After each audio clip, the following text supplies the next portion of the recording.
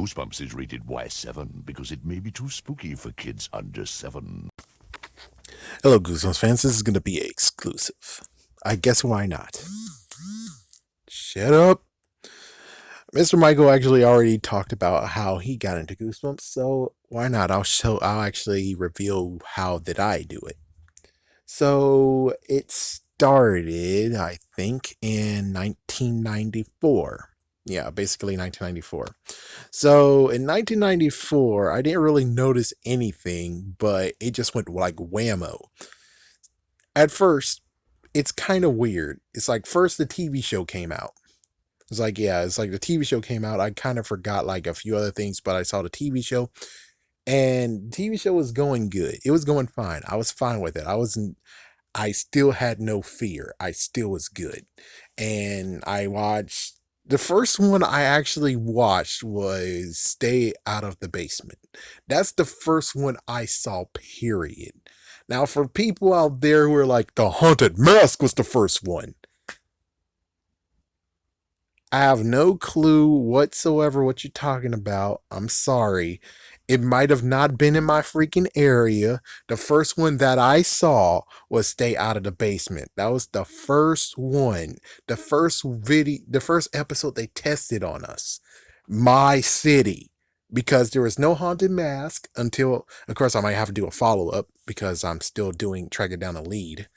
Yes, it's going to be hard doing that. It really is. But, anyways, for me, it was Stay Out of the Basement was the very first one that I saw and everyone around me saw right now. But that's what I've seen. That's what I witnessed because that was the first one.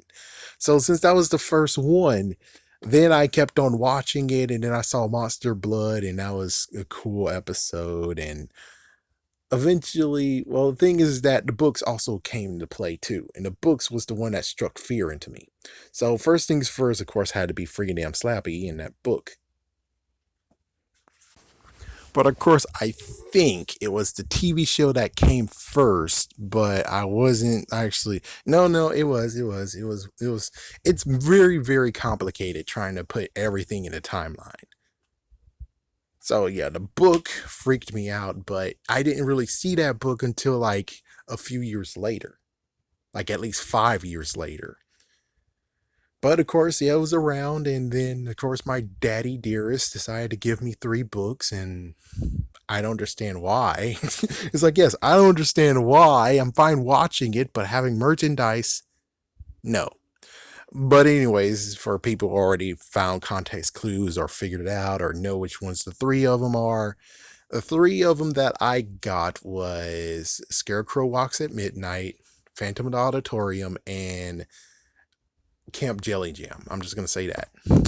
So those 3 books actually were haunting my ass because lo and behold, I sensed a messed up aura in him because at the time I still was having, I still had to calm down from the psychic ability. It's more like spirituality stuff. And people don't really want to hear that shit, do you? But anyways, I sensed a lot of crap. And since I sensed a lot of crap, the worst part had to be coming from those books. Those books, I sensed something. I sensed something that was not right with them. And my mom had to hide them. And sadly, since I could sense them and they were calling out in the night, in the morning, one time, I actually walked into the room and I noticed where the books are because I could actually sense them. So I had no choice but to get rid of them. And it's kind of funny enough. It's like, so when did I get those books? It's kind of like a messed up. I'm not sure. Yeah, because I don't know. I don't know. It's very, very like trying to remember. And who knows, maybe I actually yeah, but I watched the Goosebumps show though. It's like I watched it when I was little and then yeah, there's like some episodes I don't remember. So it's like a messed up thing of where I'm still trying to recalling stuff. I'm still trying to fix things in my memory because, well, sometimes from 3 to 5 years old, you don't remember stuff or you think it's not really needed to remember it. And I'm like, I need to remember it. Remember it, damn it. Remember it right now, damn it. So it gets very messed up like that. And it's like it gets very mixed up. But, anyways, got rid of the book. Saw Night of the Living Dummy book, and beforehand, I also saw The Barking Ghost. That was like every single book I've seen was freaking. It was creepy. It didn't scare the hell out of me. It was creepy. Like, for instance, I saw Dr. Eep, that one, and that one's creepy. Every single one I've seen back in the day was freaking creepy. Some were just like, okay, that's just funny. Like, for instance, Attack of the Jack-o'-lanterns. I'm like, that's kind of funny. But there's many others that's like very creepy and I don't want to get near it. Like, for instance, Don't Go to Sleep. I remember seeing that book too, and I'm like, what the fuck is going on there? And The Bargain Ghost really to this day still actually has a creep factor, a little bit of intimidation. And the sooner I read that book and review it and have footage of me having the book in hand and crap, the better, so I can actually sell it, because yeah, that's not going to be in my collection at all. Yeah, the Monster Blood too is like, what the fuck? That's creep factor too. But anyways, yeah, let's talk about it a little bit more. So yeah, the Goosebumps TV show is pretty awesome. There's just many books I didn't really care to read. I rather actually be told, not actually read them. And even to this day, it's because my dad being a jerk. He's like, yeah, it's like, seriously, he was. He, it's like, yeah, just side note. He wanted me in every single book I read to do a book report on it. Do you really think I'm going to actually read a book if every single book I read I have to write a book report on it? That kills the interest in reading, doesn't it? And what's even funnier is that I'm actually doing that today. I'm actually writing everything I need to write about the book so I can actually do not book reports, book reviews and stuff like that. Isn't that kind of funny and hilarious that he got his wish after all, even though he's dead? Mess the freak up. Mess the freak up.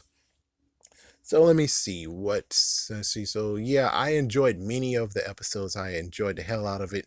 At one point, I actually had to stay away from the TV show, but I came back later on. So there's like a little gappage of where, as soon as the fear got stricken out in me because of that seventh book, really did it. And not to mention, yes, like I said, Night in the Living Dummy most likely did air. Because again, how in the world can you say Night of the Living Dummy premieres on Sunday at 8 o'clock p.m.? How exactly does that work? And it's the second episode. That does not make fucking sense. You said Night of the Living Dummy. You didn't say Night of the Living Dummy 2. You said 1. So how the frick? Well, you didn't even say 2. You just said Night of the Living Dummy. So how does it make sense that you put on the second one, but you meant, you see the conundrum here of where I'm like, I have to do some research and find out what really happened on that Sunday. The fact of either A, it was the second one and it had a crappy ass voice in it, or B, it was the original one, and there's going to be so many people who I actually have to talk to being like, yeah, and we never saw that episode again. It's like, I think it was a dream. I don't believe I saw it. I think it was a fucking nightmare. It's like, that's what I'm going to deal with, is people saying that crap because they never showed it ever again. It's either that or they had a lame ass voice and it was in Night of the Living Dummy 2. I don't know. I'm still working on that. And it's going to be a long ass while since I do it. The funniest part is that for Fox Kids, I know where their location was at. I know where they were located in my city. I just have to find exact whereabouts and hope to good gracious that no one has been in that freaking building for so damn long that I'm able to go in there and holy frick, there are tapes. But of course, that's like a luckiest break. It's like you're really being optimistic and you're being naive thinking that that's how it's going to go down, which I'm like, even so, it would be great to actually just find a place that they were actually stationed at. But anyways, with all that said, so yeah, the real reason why I got into Goosebumps is, of course, Monster Blood. Yeah, and it's kind of funny that I didn't understand the third book. I skipped the second book, being like, yeah, I'm not going to touch that. It looks gross as hell. Frick you. It's like, yes, I haven't read the second book. I'm never going to read the second book unless I get the Monster Blood collection. That big one with all 3 books in it. Because I really don't want to own the second book. And I just sold the second book recently. Thank you for who bought it. Thank you so much. I think his name was Patrick. Thank you, Patrick. Thank you. But let's see the books I read. I read, of course, Monster Blood. I somewhat read Beware of the Snowman. I somewhat read that one. You Can't Scare Me was freaking creepy and I didn't want to touch it. It's like, yes, it's kind of funny. It's like, yeah, some books, even to this day, even though I have it, I want to read it, I kind of sort of don't want to truly touch it, you know? It's like, yeah, I truly don't want to touch it. There's some that I'm okay with, and others that I'm like, I don't want to touch you at all. Son of Slappy, I don't want to touch you, but I'm gonna read you soon. I don't want to touch you though. I don't want to. Yeah, Ghost of Slappy. I was kind of touching it, but I was making sure I wasn't touching it too much. Slappy's evil twin is fine because he was scared. He's not gonna do crap to me. Yes, I know. That's why I'm a closet Goosebumps fan. I'm a Goosebumps fan, but it's not like I'm 100%. I'll touch the book and crap. It's like, yeah, if you're like a little bit creepy, I'm not gonna touch your book. Like for instance, the three that I originally had, I have like I think two out of the three, and I don't know if I should really truly keep them or I should actually get rid of them. I don't know. I'm gonna get to that point when I get to that point after I actually truly read them and do the reviews on them. But still, I don't know. It's like it's a crossroads here. It's like looking at the three that caused all that messed up trouble about the senses and crap. And yes, for anyone who's like, oh, but what about your spirituality senses now? And I'm like, I got control of it eventually. And for people out there who actually has this and actually does sense crap, you'll get control of it. I don't have like 100% control of it. I basically just I think I block it out. I think that's it. It's like I think I block it out. And I try my best to block it out because if I don't, oh my gosh. You know how messed up it is that I'm going to have to take all these books and sell them quick because I can't stay in the same room as them, let alone have them in my freaking house. Yes, it's messed up. It was messed up back then. If I still had that issue, I would be messed up now where I'm like, oh, good Lord, look what I've fucking done. They're right over here on my left. They're underneath me. They're to my right. And crap, I'm just giving myself goosebumps now.